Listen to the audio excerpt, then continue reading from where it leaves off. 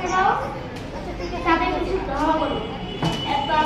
যখন মুসা আলাইহিস সালাম আর তার অনুসারীরা নীল নদীর মধ্যে উপস্থিত হলো, সামনে নীল নদী আর পিছনে ফেরাও, তখন মুসা আলাইহিস সালাম মস্ত বড় বিপদে পড়লেন। অতঃপর আল্লাহর আদেশে মুসা আলাইহিস সালাম তার হাতের লাঠি দিয়ে নদীতে আঘাত করলেন। এতে নদীর দুই ধারে 12টা রাস্তা হয়ে গেল। মুসা আলাইহিস সালাম তার অনুসারীদের নিয়ে নিরাপদে রাস্তা পার হয়ে গেছে। ফেরাউন নদীতে শুকনো রাস্তা দেখেই পার হতে শুরু করলো যে